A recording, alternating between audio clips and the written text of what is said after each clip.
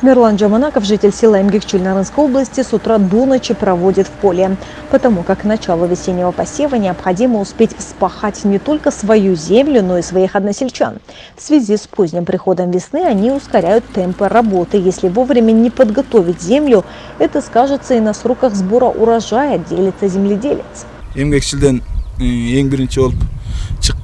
Мы одними из первых вышли на поле в селе Эмгекчиль. Это место называется Кокджарским краем. Здесь относительно теплее. Земля достаточно влажная, пока дополнительного орошения не требуется.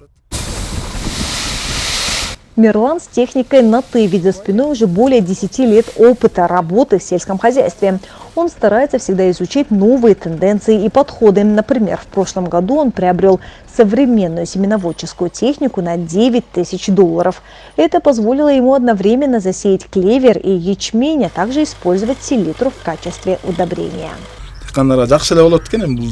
Таким образом, фермеры значительно экономят время. Было бы хорошо, если число сельхозтехники в нашем регионе увеличилось в разы. Тогда и урожайность была бы высокой. Благо, работает программа лизинга. Теперь необходимо приобрести хороший комбайн.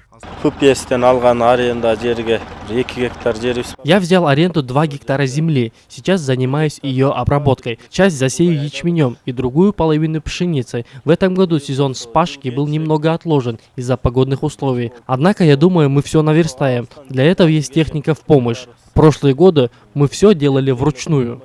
В Нарынской области в этом году посевная кампания развернется на 39 тысячах гектарах земли.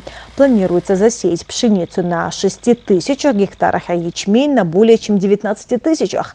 На оставшейся площади выращивать зерновые, кукурузу и картофель.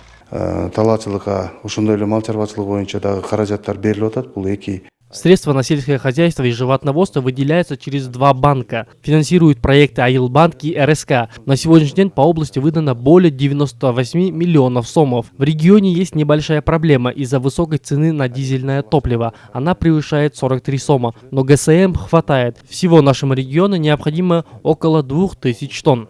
Для весенне-полевых работ в области необходимо около 6000 тонн семян. На сегодняшний день обеспеченность ими оценивается 82%. В наличии около 1000 единиц сельхозтехники, они готовы на 80%. Областное управление водного хозяйства уже приступило к очистке и ремонту каналов. В настоящее время, за исключением Атбашинского района, повсеместно идут ирригационные работы. Джубек Кабарбекова, Нуркас Абдрахманова, Нурус Абылаев, Алато 24, Нарынская область.